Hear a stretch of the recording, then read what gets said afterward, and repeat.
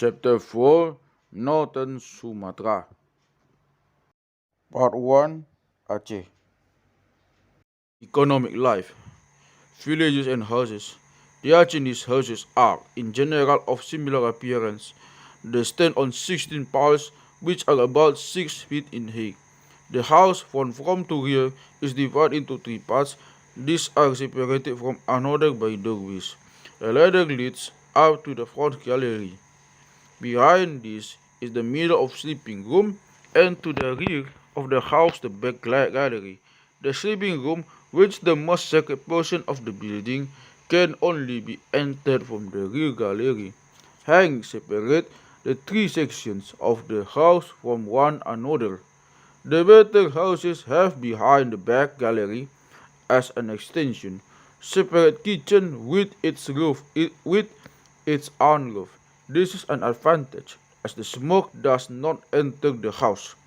Otherwise, the cooking must be done in the back gallery. The homes of chiefs are sometimes bigger and more costly than those of blessingmen, although there is no special difference between them two. Many Chinese chiefs now build their houses on the European model. In the native dwellings, the floors are of planks or rotten, the walls of planks or bamboo and woven coconut leaves. Round or square openings are left in the walls to admit light. These are closed at night. The roofs are made of sago or nipa leaf, with sometimes an extra roof of coconut leaf. The front of the house is the least private part. Here uninvited guests are received, religious feasts are given, and general discussions take place. The back gallery is generally reserved for the woman's daily work and cooking.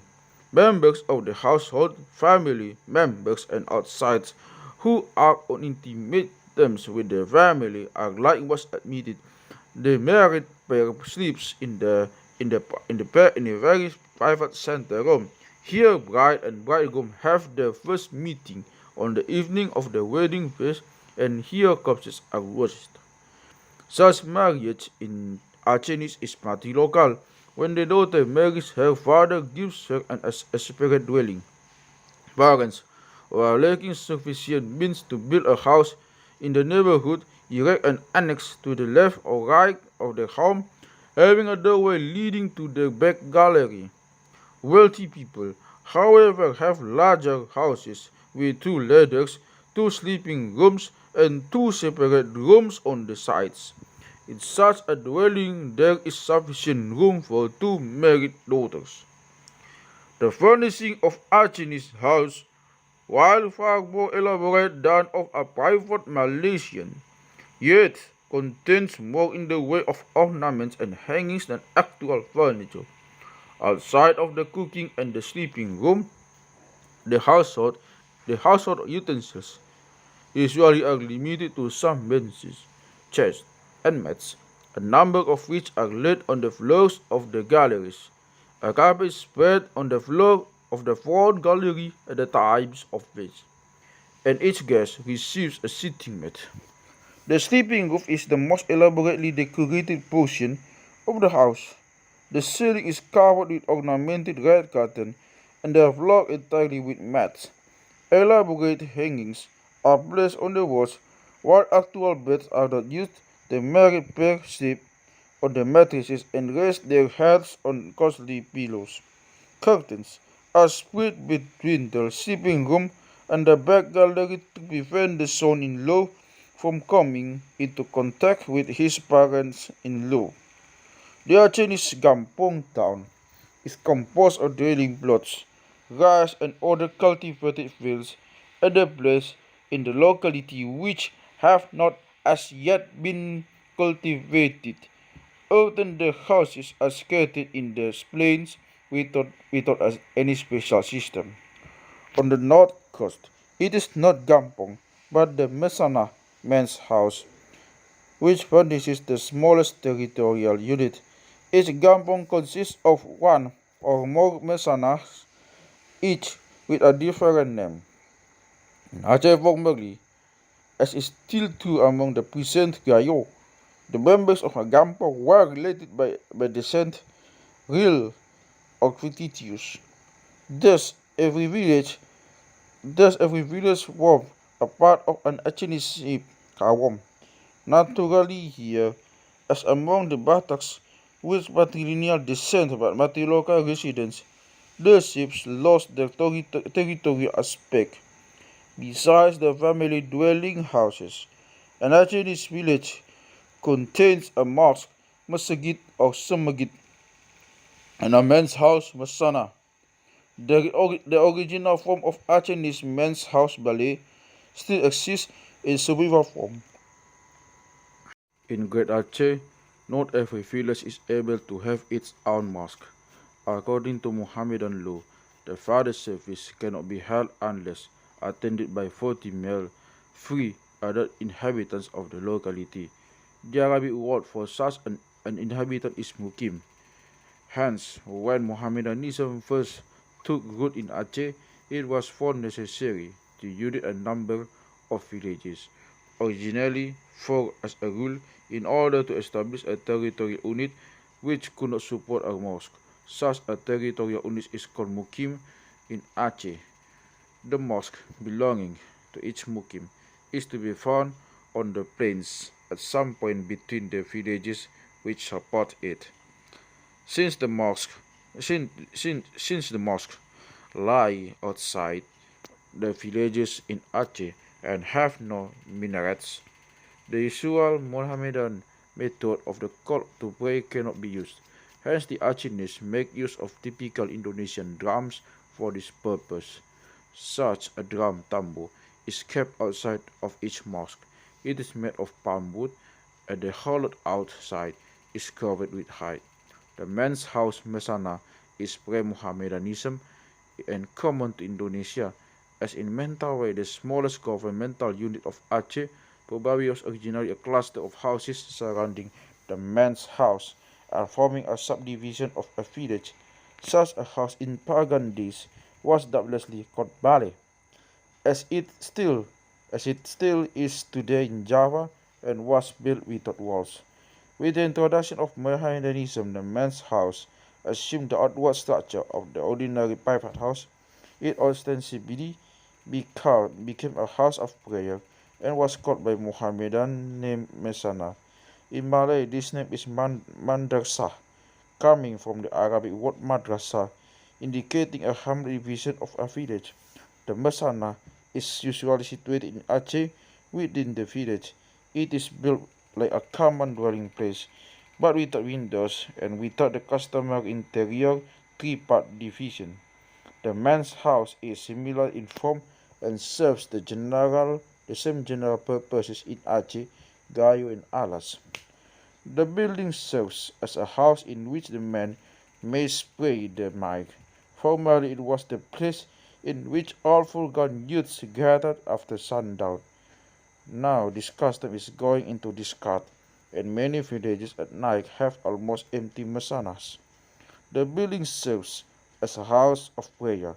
The men's houses became houses of prayer when Aceh was converted to Islam, but the houses at present are little used for this purpose except during the Mohammedan fasting month. 3. The building serves as a place of social intercourse. The village small population gathers here, and when the day's work is finished, while the main purpose of gathering is harmless gossip, gambling, and chicken fights take place in villages where the elders are lax. In the time of the building serves as a school. Here the young are taught the words of the Quran. 5. The building serves as village inn. Unmarried men from other villages pass the night at the Mesana. In Great Aceh, marriage contract is signed in the Mesana, where this is not done in the house of the bride. In Aceh, Gayo, and Alas, the word bale is still used for an open structure without walls. In this respect, it differs from the usual house and from the Mesana. The Acehnese distinguish various forms of bale according to their use. Bale Mesana. Where there is a Mesana, there is usually also a bale.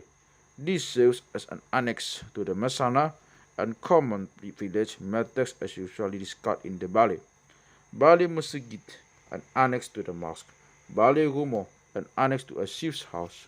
When a person comes to such a house, he waits in trance in the Bali rather than in the front of gallery. Bali Kubu, a covered lodge near a holy grave where one places food with the object of averting sickness. Bali Pande, the smithy where the goldsmith performs his work, clothing, and adornment. There is a certain amount of difference in attire between the coastal peoples and the mountainers. Both wear trousers of great width. Also of their trousers a loin cloth is attached, which is tucked in at the waist and extends to the knees. The coastal people usually wear jackets, while the mountainers make comparatively little use of this garment and wear in its stead a kerchief thrown over the shoulder or fastened around the middle or else laid on the head. The usual form of headgear, however, is the kupia, a cylinder cap resembling in color the caps of the, the caps worn in Mecca. The dagger and a folded and a dagger and a folded kerchief alike are indispensable to a Chinese man when he walks abroad. In the latter are placed all requisites for better chewing and sanitary articles. Persons of position who are going on a journey carry in addition their Chinese sword, which the ordinary weapon used in fighting. It is carried in the sheath. Women wear skirts over their trousers. On the coast, the skirts hang to the feet, but in the mountains they hardly come lower than the kerchiefs of the women. Women also wear jackets and clothes drawn over the shoulders in the same fashion as the Java scarf. A decoration as decorations, the women wear armlets, anklets, bracelets, metal collars, and earrings. Rings too are worn on the fingers. Food. The Chinese are essentially agricultural people. Rice culture is the main occupation of the majority. Sugarcane likewise is ground, and people culture is of importance in the provinces. The main trees cultivated are fruit trees, although coconut and areca nut also furnish their products. Rice is of both the wet and dry variety. The sawas, or wet rice fields, where not laid in swamps, are irrigated by rainwater, which is allowed to trickle down from the dams. Women plant the rice, but the working of the fields is performed by men. The seafood of the Achinese, like that of the Malays, consists of rice, vegetables, and fish. Meat as a rule is only eaten on festive occasions. Buffaloes, oxen, goats, and sheep are seldom killed except at the great annual festivals or in fulfillment of a vow.